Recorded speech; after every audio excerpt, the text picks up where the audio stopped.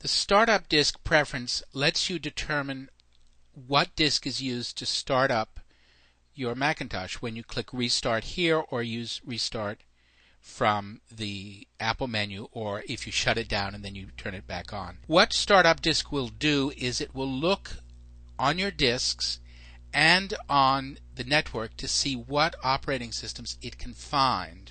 You may have more than one operating system on each disk. It's generally not a good idea to do so, but during a period when you're upgrading, you might have that. You may also have other operating systems on other disks. I might have Mac OS X on this disk, another Mac OS X on another disk. In this case, I have a disk called Untitled, and I used Boot Camp, which ships with Mac OS X, to install Windows on it, so I can run Windows on this computer. If I did this, clicked on this, and restarted, I would then restart in Windows on this computer. Boot Camp, by the way, does ship with Mac OS X. Windows does not. You have to purchase your own copy of Windows. Target disk mode is an important feature of Mac OS X that lets you use a special type of networking. It's a direct connection.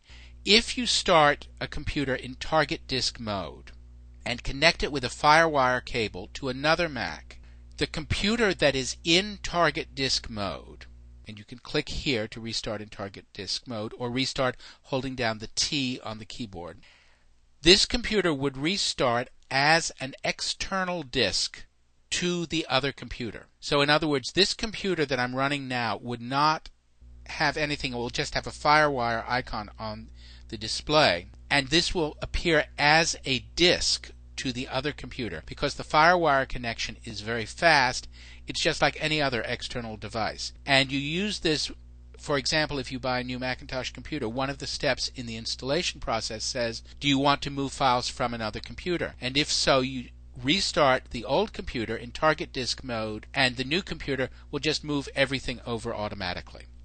It's a wonderful way of just dragging everything over very, very quickly. If you have a very large hard disk and it's very full, I should warn you during this installation, it might make sense if you're bringing files over from an older, very full, very large disk. Don't start the installation first thing on a bright, sunny morning. This is something that you might want to start at the end of a day, because you go through a few steps in the installation process or the setup process for your new Macintosh, and then you restart the old computer in target disk mode, and if you get a notice that it's going to take 7 hours to transfer the files, you may not want to sit there for 7 hours. Let it run overnight. If you have not very many files and not very large hard disk, don't worry about it.